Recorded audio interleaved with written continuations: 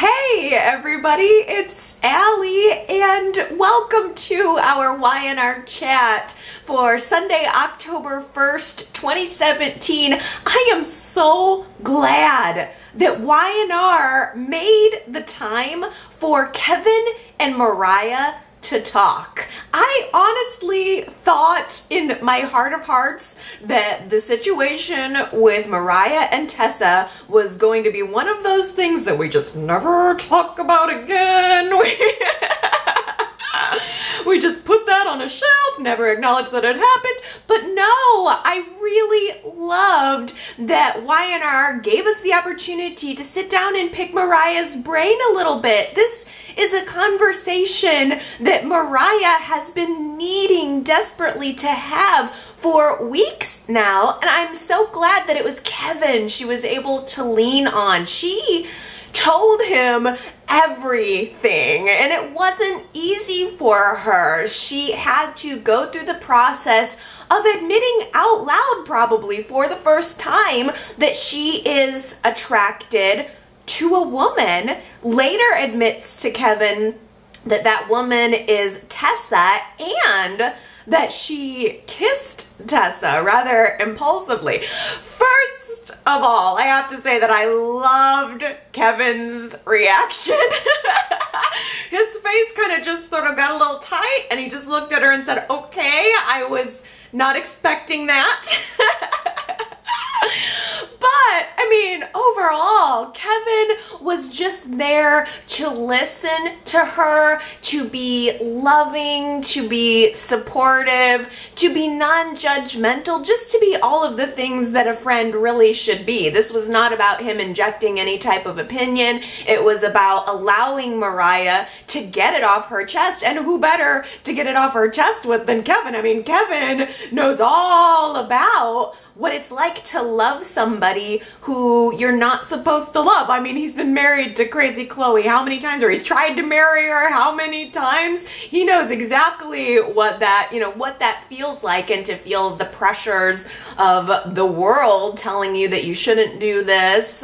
So he was the perfect person to talk to. I thought Greg Ricart did a great job in that scene. I thought Cameron Grimes did a beyond amazing job. I was so impressed with her. I teared up. I really felt emotional in that scene because I could feel how big of a moment that was for Mariah. I mean, these are thoughts and feelings that have been building up in her mind for weeks, and finally being able to express them to someone and to express the fact that these are thoughts and feelings that she didn't have before. I mean, this kind of hit her out of nowhere. I mean, it's not a situation where she's maybe been repressing them for a lifetime. I think that Mariah's feelings for Tessa really did stun her. I mean, maybe it was repressed, I don't know, but I think she was shocked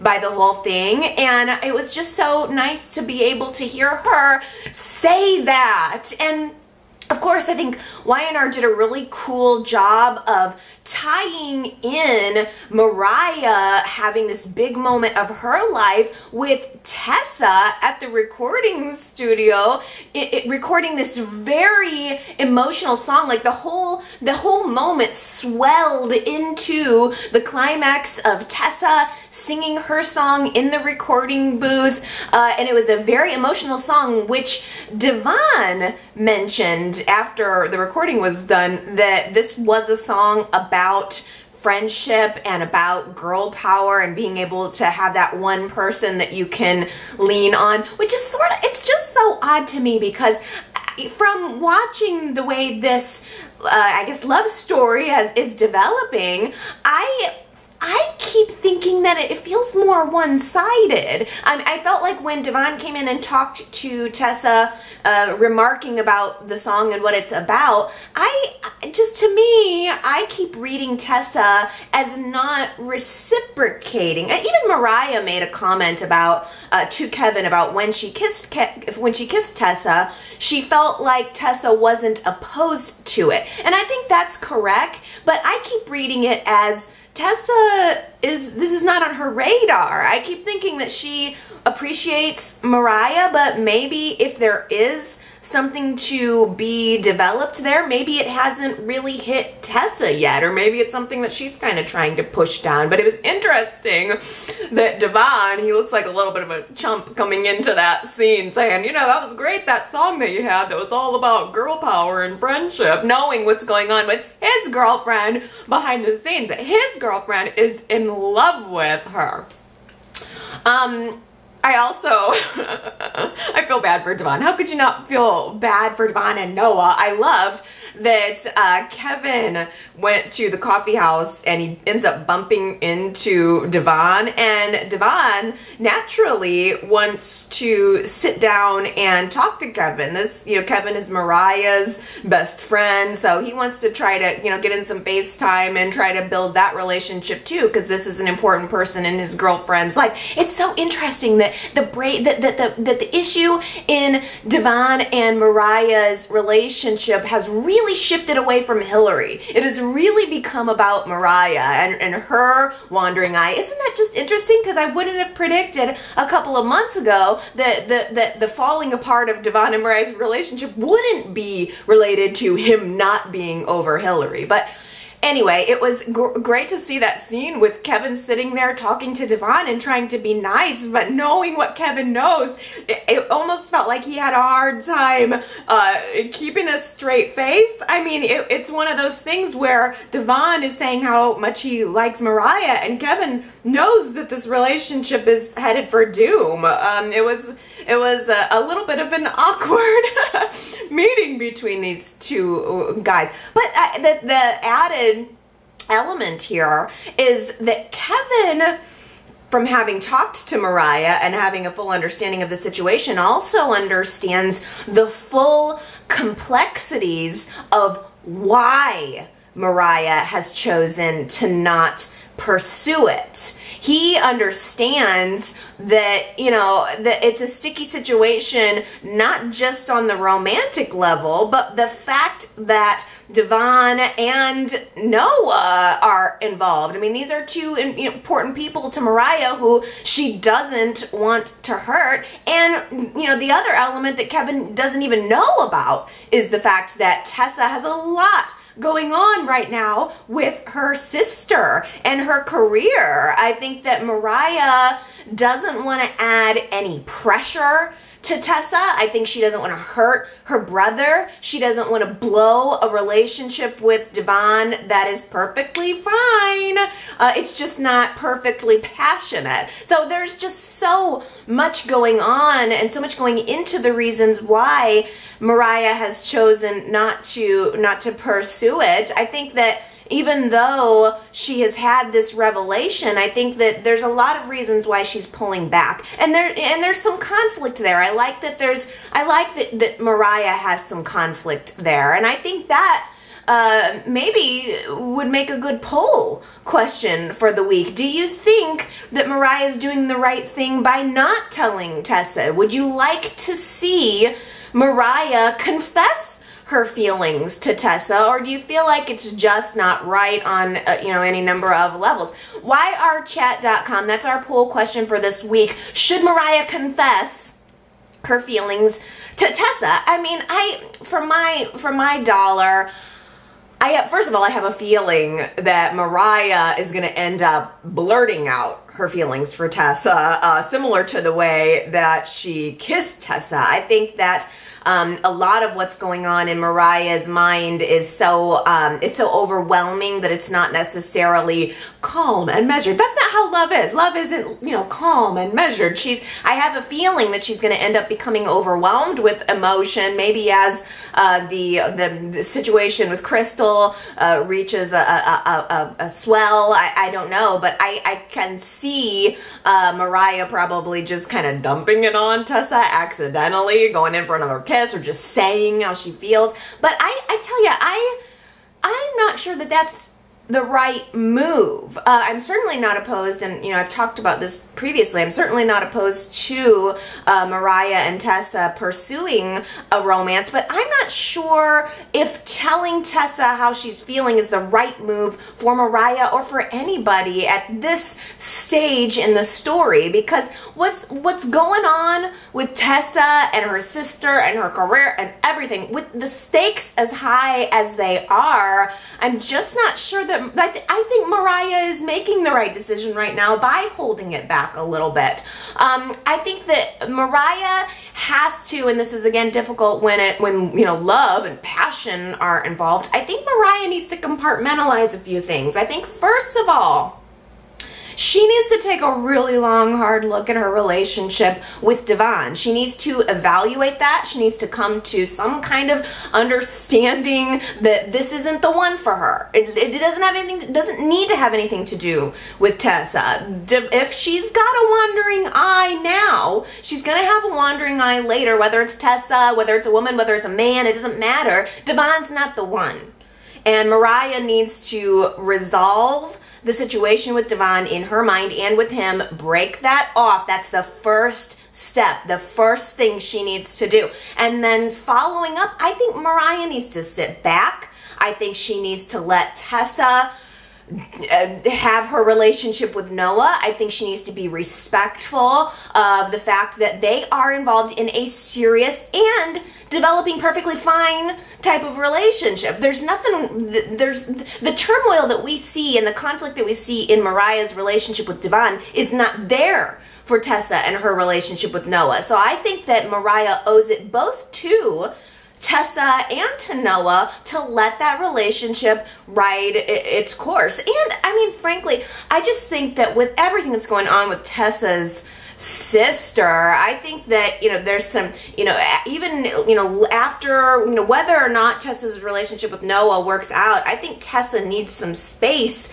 to do a little healing around what's happened with her sister. Because even if she is able to get Crystal back and get her back on her feet, like, that's a trauma that Tessa's going to be going through for a while. So it just seems to me, and you may have a different opinion on this, I'm looking forward to seeing your votes on that poll and your comments on whether or not you think Mariah should go through with it. It just seems to me that right now, maybe not telling Tessa how she feels would be the kinder thing for Mariah to do. Tessa gets a text message from Natalia, and this is it. I mean, Tessa has hit her breaking point with waiting and wondering where her sister is. The torture is enough for her. She cannot take it anymore. She knows where Alice is. She believes wholeheartedly that Alice is involved, and Tessa wants answers. So she and Mariah go over to Alice's house, and on impulse, Tessa knocks on the front door. Alice answers it. Tessa tosses a blanket over Alice's head. Both she and Mariah somehow drag this perfectly able-bodied woman without anyone noticing into their car. Okay, they decide to switch the blanket for a grocery tote bag, and all of a sudden lead her into the Victor's stables at the ranch, and they tie her to a chair. That was wiggity whack. I mean, it was so whack. I don't even know what to say. I mean, the scene of her walking in with the grocery tote on her head, it was almost comedic. It was so over the top. I was just mouth agape for that. So Mariah's just going along with this whole thing, by the way. This was kind of Tessa's plan that Mariah was just in for helping with, but they've got Alice tied to a chair in the stables.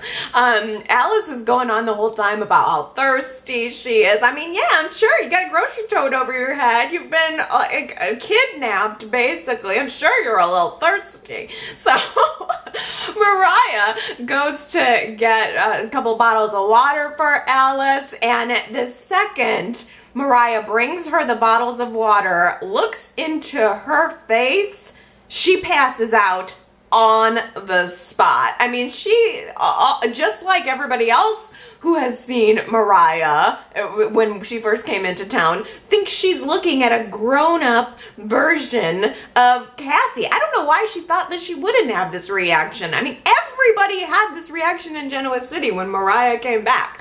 She looks remarkably like Cassie, but I mean, like, Alice sees it and she just absolutely passes out, and she goes into, I guess, this kind of like, I don't know, like dream state. She thinks she's hallucinating. We see a flashback from Alice's mind of her having a memory of herself being with little Cassie.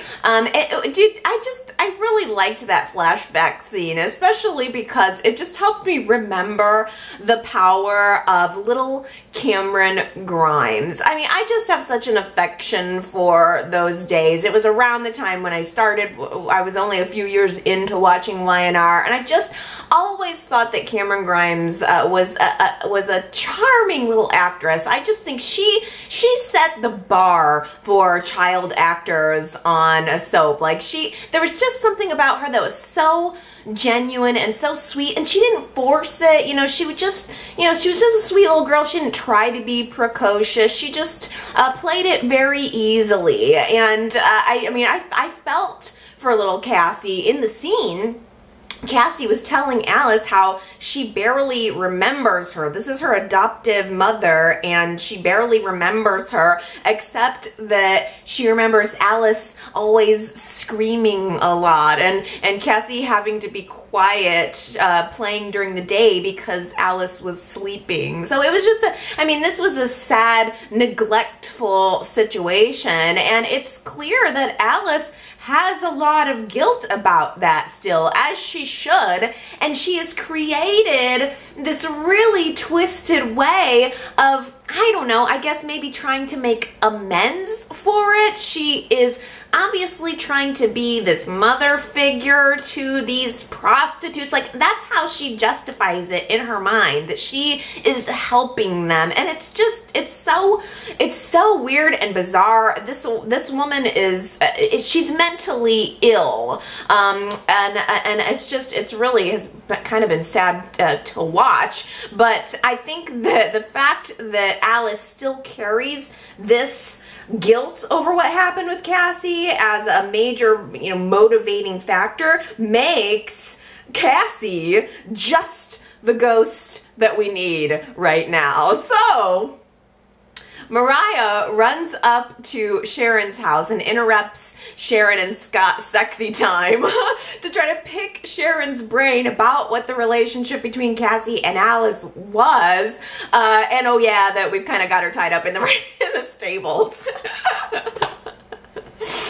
Oh, I mean, Mariah even convinces Sharon to go along with her plan to ghost Alice, and even Sharon participates in it. There's this really just creepy scene where together Mariah and Sharon try to convince Alice that this is the ghost of Cassie, the same age as these prostitutes are, and you should be helping them. You're doing the wrong thing. You know you're doing the wrong thing, and you should tell us where Crystal is so that we can help her. And I mean, Alice is just so out of it. She's just having like this haunting nightmare or a break from reality or something. She ends up admitting that Crystal is somewhere in New York City alive, thank goodness, with a guy named Leon, and we've seen him in the previous weeks. And it seems like next week, from the previews of Monday's show, it looks like Sharon and Mariah and Tessa and Alice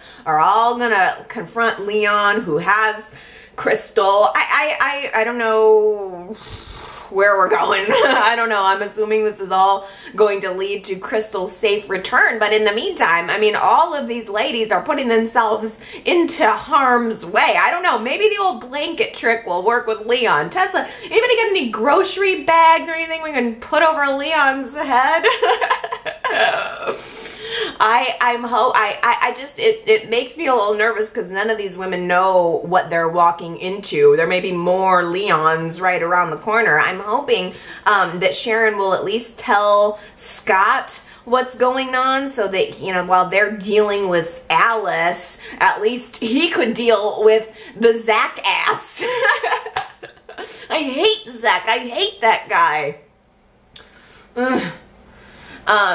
Abby ends up telling Zach about Scott's story that he's doing on the sex ring, this whole expose, you know, because Abby doesn't really have anything else on her mind. She doesn't really have anything else to talk about except Scott and competing with Scott and probably having late night, you know, fantasies about Scott. I mean, come on, let's get over the ruse here that there's not something going on between those two. But when Abby mentioned Scott's expose article, gee, Zach seemed a little extra interested in this whole, what is it, what do you call it? You call it sex trafficking? Never heard of such a thing, please.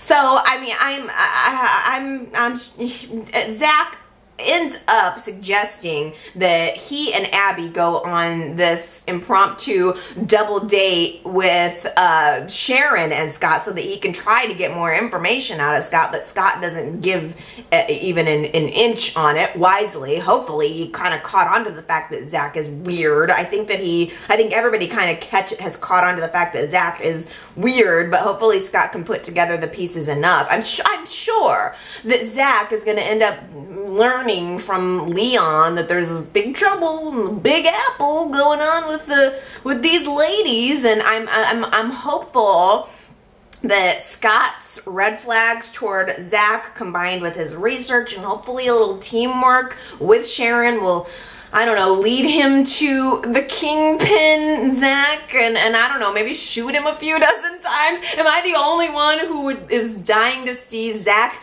riddled with a few rounds of bullets? With Dina's password, Billy has repeatedly been logging into Phyllis's computer and he downloaded a bunch of Jabot R&D files. It's basically a blueprint of everything that Jabot plans to do with their line in the future, including a relaunch of a product line called Jabot Jr. Does anybody remember that? Victoria said that she worked on Jabot Jr. With Neil and Ryan. I feel like I should remember that because I remember Ryan and I remember Neil. I remember those days. I feel like I should remember Jabot Jr., but I don't. You guys will have to let me know if you're excited about that potential tie-in there. I remember Glow by Jabot, but maybe it was before my time. I'm not sure. So now that Brash and Sassy has this information, they realize that they have to like rush something to market. Jabot is bigger, they got more money, but they may be slower to launch. So they are needing a fast track here. They're brainstorming ideas while Victor just so happens to be creeping around in the background. He totally hears Victoria talking all about these files that Billy has stolen from Jabot. They gotta start closing that door. Phyllis almost heard him. Victor definitely heard him. It's just, it's careless. It's careless scheming. And of course, Victor's not a person who you would really want to have this information either. He doesn't waste a second before he's kind of, you know, dangling that over their heads. He walks right in and says, you know what? If Jack finds out that you guys are stealing Jabot Company's secrets, that means he's coming after Brash and Sassy, and that means he's coming after you, and that means he's coming after me. So, of course, Victor like wants to get his hands all up in this because it's an excuse to start lobbing bombs in Jack's direction completely because of what's going on with Nikki. But hey, it works for Billy and Victoria and their benefit. I mean, they both realize that they do have a powerful ally in this war with Jabot in Victor, and Victor just so happens to be sitting on a fully developed product line that he never did anything with, and he just decides, I'll just give that to you. Oh, you need a product? Here you go. It's just ready. So it happened to be a product that Victoria worked on at Newman Enterprises, so she's fully aware of the whole thing. What do you know?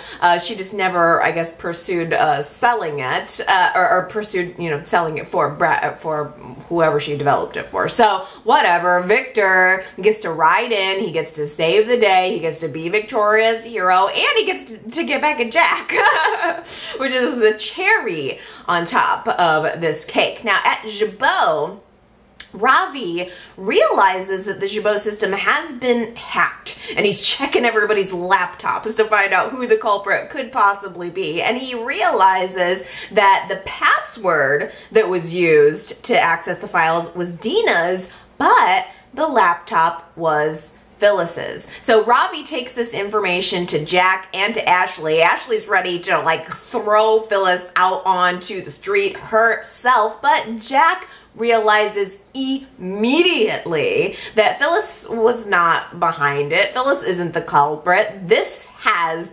Billy's fingerprints all over it. And Jack, who can never really do anything direct, he always has to do something sneaky. There always has to be a sneaky element to it. Jack says, you know what? Okay, if Billy wants to steal secrets from Jabot, let's give it to him. Let's put some decoy information out there so that next time he accesses it, he's gonna get something that's false and that's really gonna mess with him. Let's let Billy go ahead and keep accessing his girlfriend's computer. This works out for me, Jack Abbott, rather well.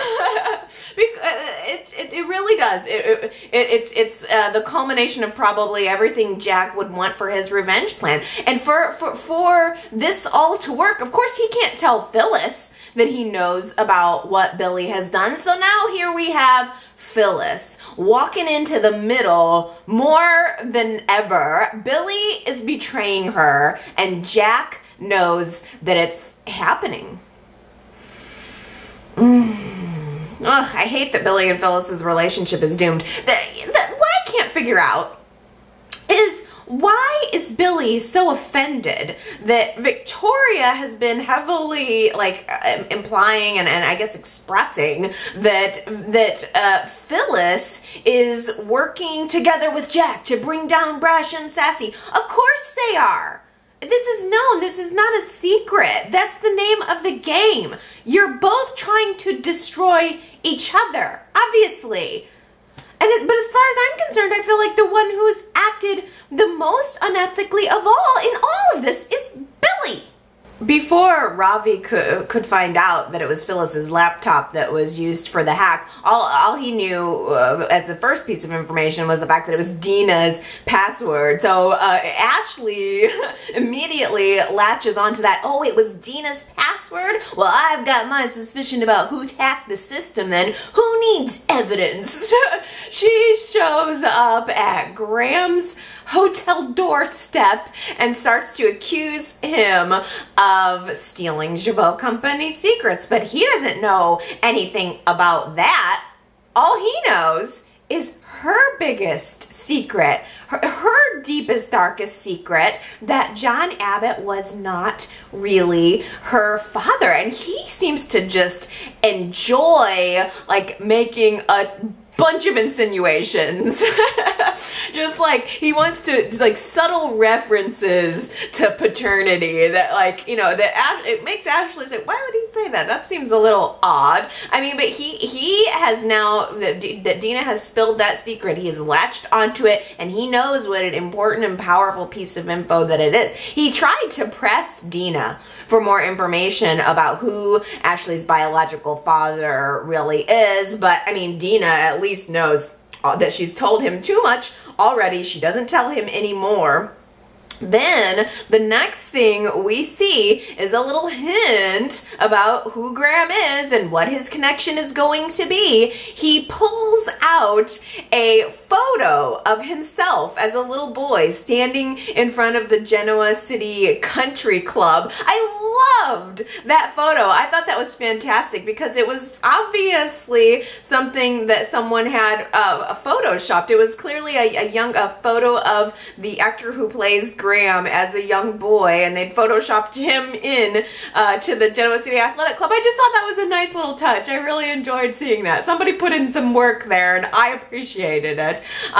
So now we know Graham absolutely is from Genoa City. He's got deep roots here. We found out last week that his mom has deep roots here too. He makes a phone call to his mother to inform her about Ashley's paternity secret. She didn't know anything about it, so this is throwing them off guard a little bit. This at least is a piece of information that he did not have before, that she did not have before, but we ended up getting a piece of information about Graham that we did not have before. He reveals when talking to his mother that basically he's being Dina's companion all to get revenge on her, I guess. I mean, they're kind of working together to get into Dina's life to, I don't know, do what to her? I'm not sure. Like, I'm disappointed a little bit. I'm not gonna lie that Graham has turned out to be this conniving, and that his entire relationship with Dina has turned out to be, you know, a part of a scam. It just seems like a really long roundabout con to play. Like, so, like, Dina's not even gonna know that you're getting revenge on her and that the revenge is complete until she's dead and he inherits all of her money. Like, I don't get it. If he wanted her money, couldn't he have just hired Kevin Fisher to go steal all of her money with a few flicks of the keyboard? Nikki and Jack have breakfast at the athletic club. They're meeting right after their post-cabin bliss. They're kind of just talking, reiterating their commitment to this developing relationship, that it's something that's becoming quite important to them both. And they also confirmed, and a few of you did confirm for me last week, that Nikki and Jack are not sleeping together. So it's a friendship plus more question mark.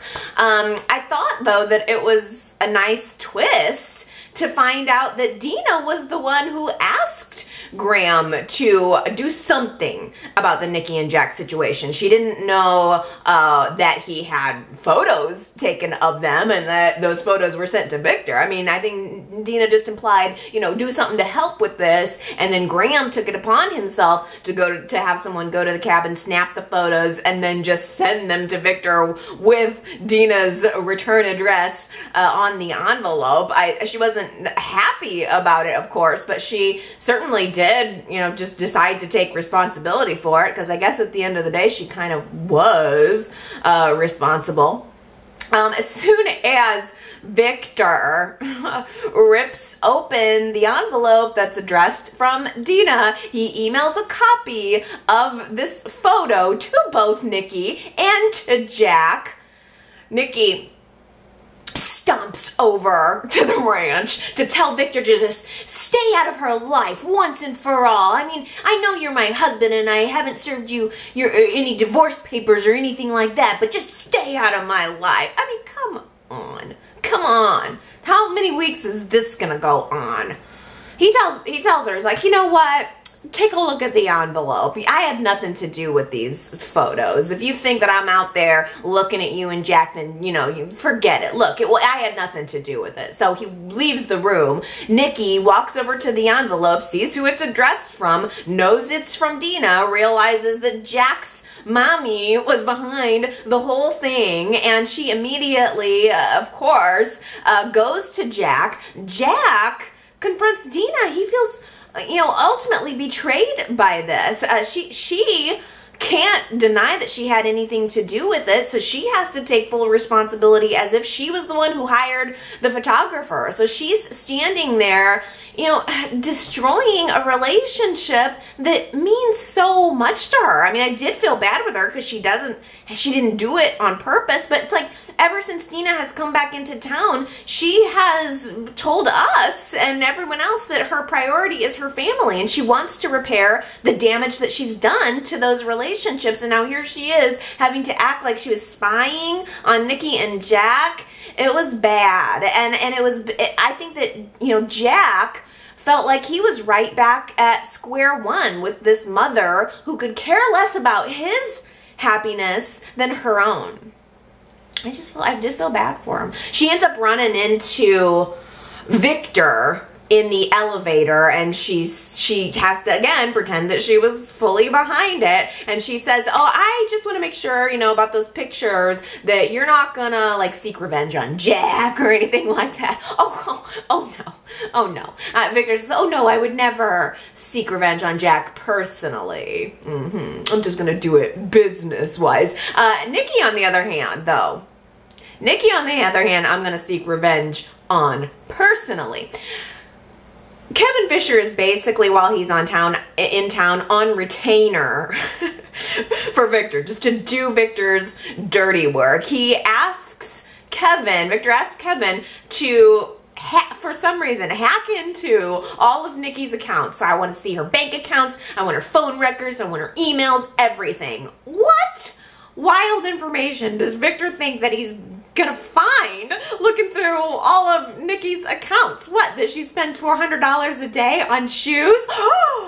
Lily calls Kane over to the house to talk about their relationship openly, honestly, without the counselor. And at the beginning of the conversation, it really seemed like Lily was making progress toward letting Kane back in. She said to him, you hurt me, but the thing that I know is that I still love you. But as the conversation progressed, the progress was all just dissolved away. I think that in a lot of ways, Lily has a more accurate and more mature vision of what Kane's future is actually going to look like, because she brought up the fact that, you know, Kane, you say that your priority is with us and with our children together, but can you really say that? Can you really say that you're going to just decide to put our family first? And furthermore, like, there are just so many factors that Kane would not be able to predict, when there are conflicts between these kids needing you and that child needing you. But furthermore, I liked that Lily said, you can say that you want to put our family first, but should you? At the end of the day, should you? And Lily even said, I don't want to get in the way of the love that this child deserves. I mean, it's like everybody's treating this child like it's a thing, but this is going to be a human being who is going to grow up and who is going to deserve to have a father who's there for him in an equal way to how he's there for his other children. I mean, can you imagine feeling, and maybe some of you can, feeling like you were the child that was not wanted and that your dad really only wanted to be with his other family? That's yucky, and Lily doesn't want to be a part of that yucky feeling. I really think that the Lily and Kane situation is resolvable. I really think that they could make it work, but for it to work, I think that Lily and Kane would both have to embrace the new child. They would have to be there for all of the birthdays, all of the school plays, all of the everythings. I think that Lily herself and would need to have Kane involved too. I think Lily and Kane would have to want to be a part of this child's life, but the reality, I think that this little person is just going to serve to be a reminder for Lily of her husband's poor judgment and his lies. That's the sad truth of it. I think that Lily is just not able to bring herself to rise to the level that, I just said. She realizes, I guess, in the midst of the conversation that the relationship is just not gonna work, and she has this very sad moment where she's just closing the door on him, realizing that she's closing the door on the relationship, and Kane realizing that he's probably walking out of his house for the last time. It was really sad. Really, really sad. Then Hillary gets involved. I mean, Kane goes right back to the athletic club and says that his relationship with Lily is over, and sorry, Hillary, you're not going to get your wish. And Hillary has the nerve to go over to Lily's house and get up in her business and try to get her to change her mind and work on her marriage. It just felt inappropriate to me. I just every week want to understand Hillary. I feel confused by why she's putting herself into the middle of this relationship. What is in it for her? Because it cannot be all about Jordan. Jordan, she doesn't love him, and he's not that great. He's just not that great for her to go to these lengths. I'm confused. I don't know if maybe Hillary feels guilty about helping Juliet, and so she wants to help them repair their marriage because she had some responsibility, or she feels that she had some responsibility. How hard would it be for Y&R to just give us a monologue with Hillary? Can we not just see her talking in the mirror and maybe explaining some of her actions? That would be helpful for me for getting a grasp on her motivation. I don't know. She had a run-in with Devon at the athletic club this week, and of course she tries to be brash. You know, she tries to act like nothing bothers her. Getting dumped by Jordan doesn't bother her. Not being able to get back together with Devon and watching him in a new relationship doesn't bother her. She tries to pretend that she's made of steel, and she's not. And I loved that Devon knows how to get in there, and he said to her, you know what, you can try to be big, you can try to be bold, but deep down, I'm the one that knows that you're a lonely person who just wants to be loved. And I think that's true. I do think that's true. And that's why I would like to see, ultimately at the end of the day, and I think we are working toward that, I would like to see Devon and Hillary reunite, and I want him to draw the truth out of her. I want him to draw the humanity out of her. I mean, is it possible that Hillary is getting involved in this Lily and Kane mess because she thinks of it as a way of helping Devon? I just would love to understand her better. I try to understand all of the characters. Anyway, Lily ends up having a follow-up meeting with Michael, and she tells him that she's ready to file for divorce. It's very hard, but she's ready to draw up the papers, and she has Michael to tell Kane for her. I mean, I'm sure that that's usual. That's probably, I don't know, I've never been divorced. I don't know how that usually ends up happening, but it probably would be something that the lawyer would relay. But I guess there was a part of me that kind of thought maybe that was a little inappropriate. I don't know. How did you guys feel about the fact that Lily let Michael tell Kane and she didn't tell him herself? I mean, maybe he already kind of got the gist. Maybe everybody got the gist from the previous interaction, but I mean, I don't know. I thought maybe you could talk to him one more time yourself. I don't know. Next week, they're going to tell the kids, and you know that's just going to be more and more heartbreak. Absolutely everybody in this situation is going to be devastated, except for Juliet, who's going to be right there offering Kane a brand new ready-made family on a silver platter. Faith does not fake it. That was our quote from last week. A lot of people guessed the scene, but not a lot of people guessed that it was Mariah who said it. Mariah was talking with Tessa after Tessa met Faith for the first time, and she was saying, yeah, I think Faith liked me. And Mariah said, I'm sure if Faith liked you, she liked you. If she said she liked you, because Faith does not fake it.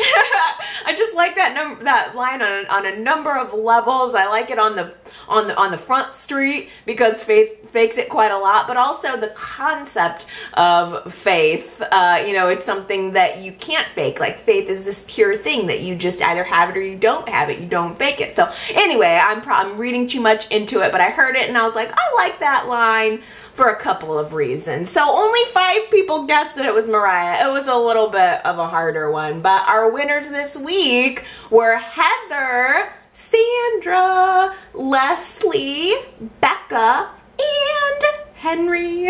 Congratulations, you guys. Very well done. My quote for this week is another kind of thinker. I like the philosophical ones sometimes. So here's our quote for the week. The best things are the ones that are hardest to get. I really think that's true. The best things are the ones that are hardest to get. Do you know who said it? Do you remember the moment? If so, you can go to yrchat.com and leave your guess. If you get it right, of course, I will give you your shout out in next week's Y&R Chat. Okay, let's get to your comments for the week. First thing I have to say is, Superplex who has been such a wonderful contributor with comments every week to the website, is just, I've not heard anything. And I know that he or she does live in Puerto Rico, and I was not aware of just how bad that situation had become. It's really starting to become more prominent in the news just now, and I think about Superplex every day, and I just am hoping that everything is okay with you and your family, and that everything is back up and running there soon. It just, I worry about you guys. But that's hopefully we got a little bit of happy news here, because I got quite a lot of comments on our poll question from last week. Does Kane have a moral obligation to be there for Juliet? Now, the majority of you, 60%, said no way. Kane does not need to be there for Juliet. He needs to be there for his child. 40% of you saying that, you know what, if she's carrying his baby, then they're in it together. And I got a happy comment here from Melissa at yrchat.com, who agreed with the minority and with me, that was my vote, that Kane should absolutely be there. Not in a romantic way necessarily, but with support and help for Juliet. Melissa says, though my opinion might be biased given that I'm 9 months pregnant and have absolutely no sympathy for men. So I love that comment. I think you nailed it, Melissa, as far as, you know, Kane being there for her in other ways that are not romantic. But I have to send you some congratulations on your pregnancy. I think that a lot of the way I've viewed the Kane-Juliet situation is because I had a baby 9 months ago. So it's one of those things. I know that even if you have all of the money, you know, from the Brash and Sassy lawsuit, and even if you have all of the support in the world, it's just, you know, being pregnant is hard, and I just guess that I seem to zone in on that probably just because of my station of life, and it makes me have a little bit more sympathy for Juliet than I probably would have before my pregnancy. And, you know, in a couple years from now, it'll be not as fresh in my mind, and so I won't feel as sympathetic toward her, maybe. But yes, congratulations, we have a new Y&R chatter on the way. Gary left me a comment on YouTube this past week saying Juliet lost all claim to civility from Kane when she filed that fake lawsuit against him. That is huge. I would be furious.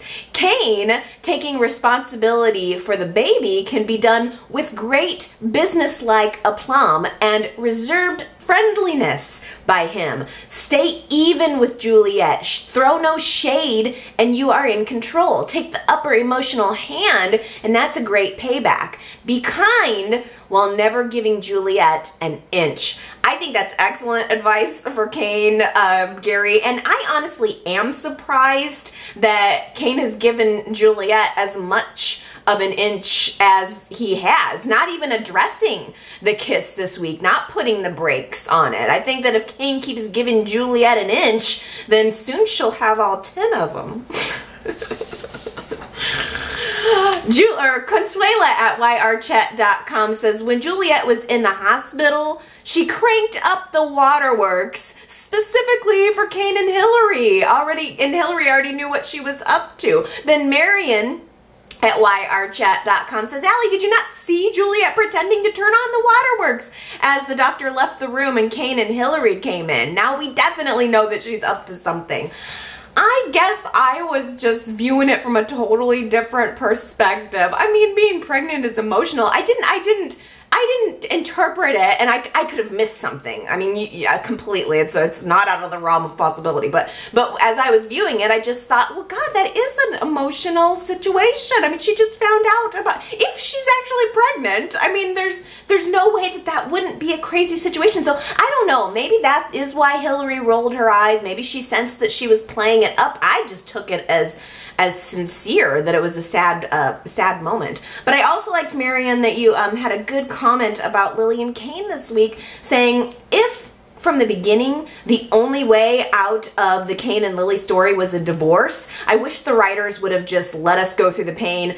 I wish the writers wouldn't have had us go through the pain of hoping that there would be a last-minute twist. I mean, Hillary had a plan to get rid of Juliet, Jordan didn't back up Lily's decision to divorce, and Kane got a convenient call as Michael was about to serve him with the divorce news. All of that in 10 minutes, and for nothing. I'm angry and now fear that delusional, hollow Juliet will get what she wants. I'm still holding out a little bit of hope. I don't know. I mean, the divorce papers are it's very shocking, but there is still a part of me that's hoping that maybe there's a way to turn it around. Kiki on at yrchat.com says Juliet is up to no good. Actually, this was YouTube, sorry. Juliet is up to no good. She is going to work Kane like a yo-yo using that baby. It is true. That is true. I will concede that. Harper left a voicemail saying, I know Hillary and Jordan have the sexual chemistry thing going on, but why is Hillary so hell-bent on being in the middle of it all? I couldn't have said that better myself, Harper. That's exactly how I feel. Harper says, I think that Y&R is definitely laying the groundwork for something to happen to Juliet, and I don't know if maybe they're going to try to make it seem as if Hillary's the one that did it, or that maybe Hillary will set up Jordan to make it look like he did it.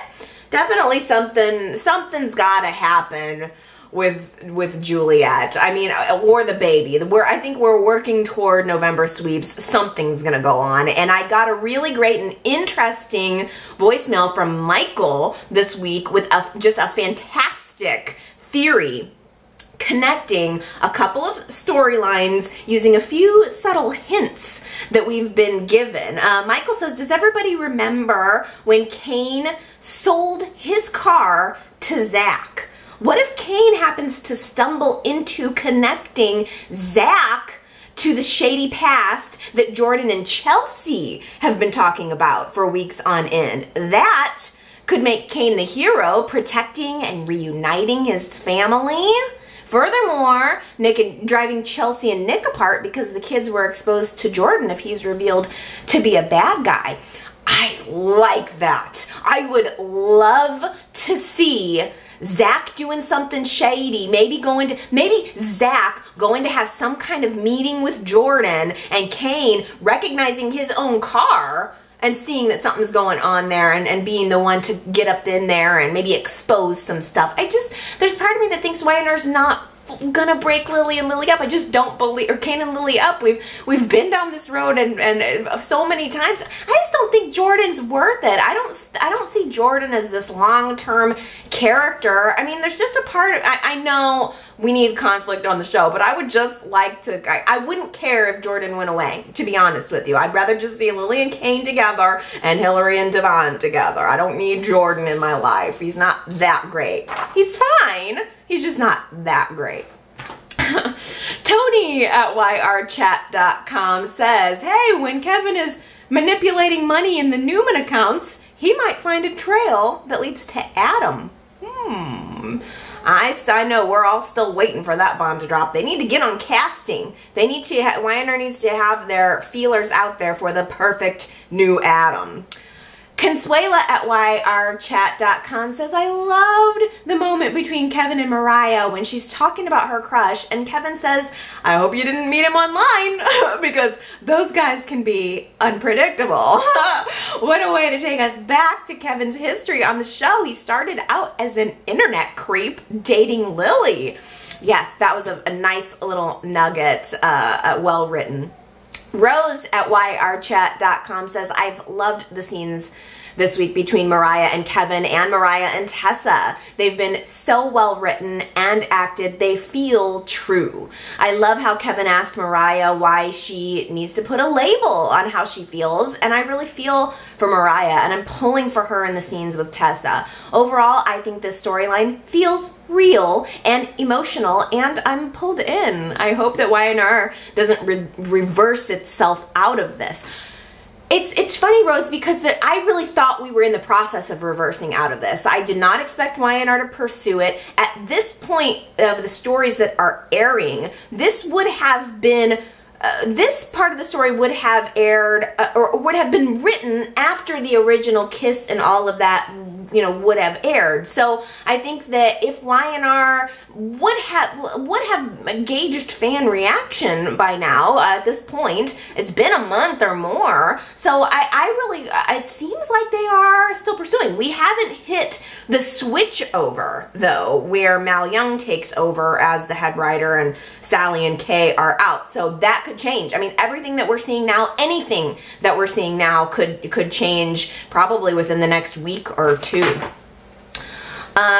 Let's see here. Marion also said at yrchat.com, this was what I was thinking too, Marion, that Zach was supposed to drive Abby back to the ranch at the end of Thursday's episode, and had he done so, would have come across Mariah and Tessa kidnapping Alice, and things would have been different, and dare I say, better handled. I thought the same thing too. When Zach was asking Abby about getting a ride back to the ranch, of course he was trying to get some, but I thought to myself, uh-oh, he's going back to the ranch and he's going to discover Alice there, but that didn't end up happening, and it was a little tease, maybe.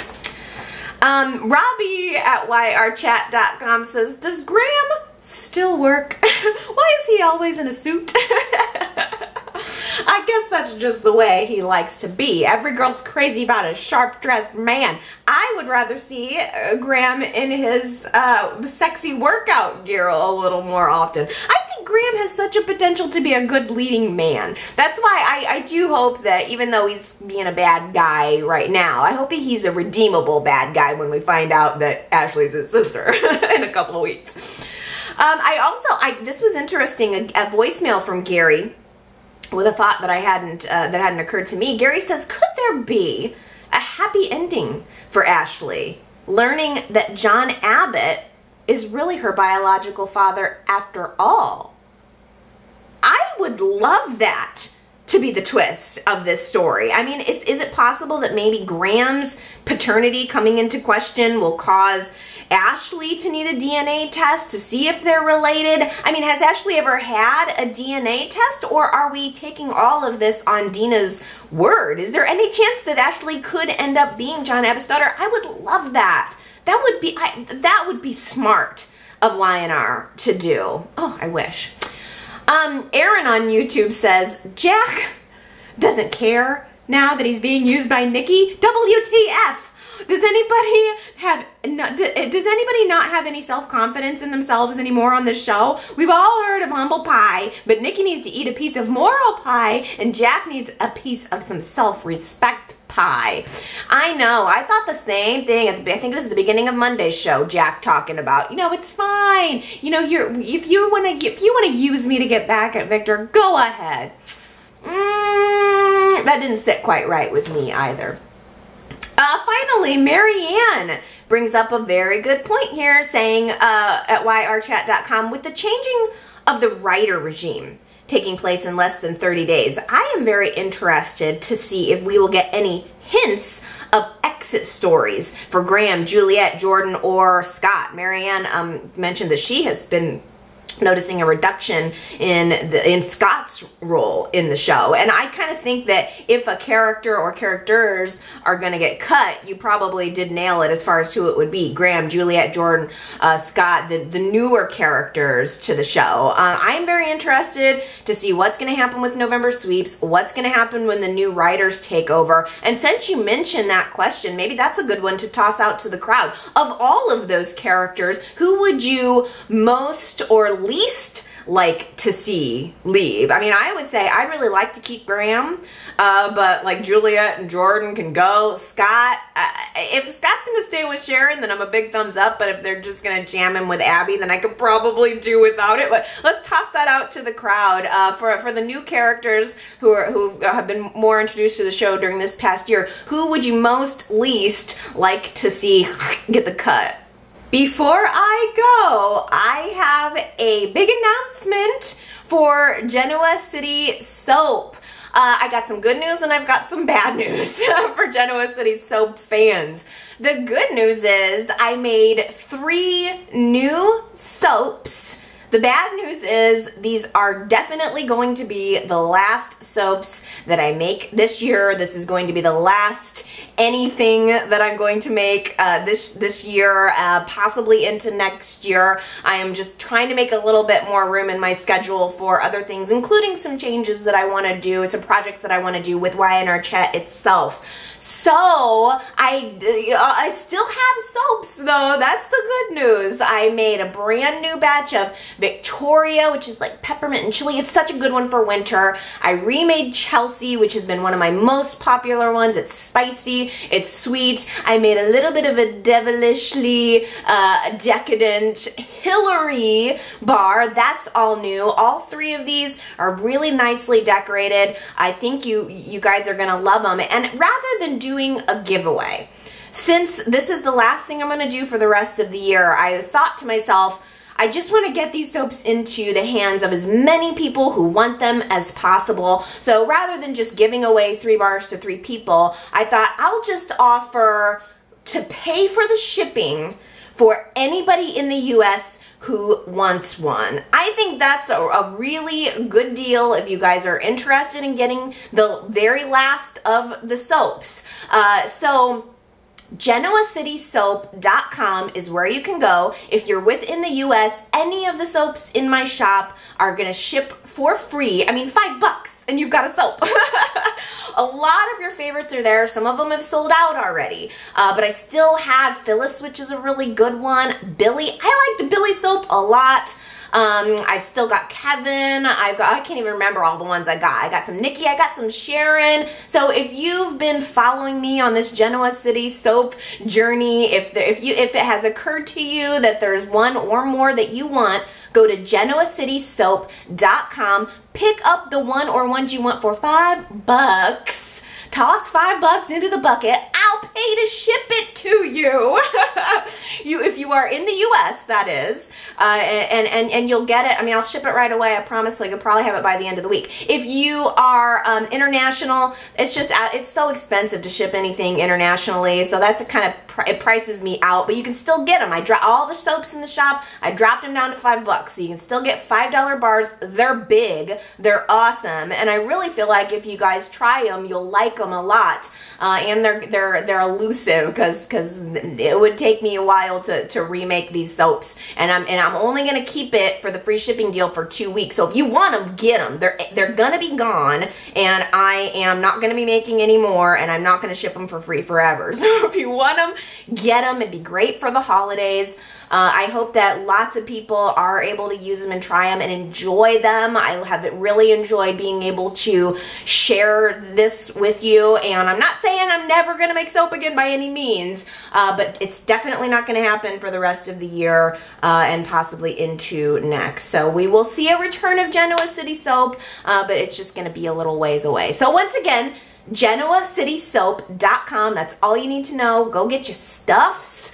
And of course, you can also go to the website still at YRChat.com and leave me your comments, vote in the polls, do all of that good stuff. There's just so much more that I would like to be able to do with Y&R Chat itself that I'd like to make some room for. As always, if you have ideas for improvements of anything that I could do better or more with Y&R Chat, I am all ears. I mean, we're coming into our 10-year anniversary, and I want to make it a good one. So I've got a few ideas rattling around in my brain. We'll see where it all goes and what I have time for. But of course, you can also In addition to the website, you can go to all the social media sites from there, and you can call into my voicemail at 309-588-4569. It is such a pleasure to hear from you guys. I worry when I don't hear from you guys. I'm sending out lots of love and support, and I hope you guys are too, to Superplex. I mean, you guys contribute a lot to my enjoyment of the show, to the overall community, and I want you to know that I appreciate you and I think of you very often. You guys make my life better, as I hope that I do for you too. So lots of love sending out all around. Lots of love and soap is going to be going out to you guys this week. So I will be back once again next Sunday. We'll chat about our show and we'll see where we are. Okay, everybody, I love ya. See you next time. Bye.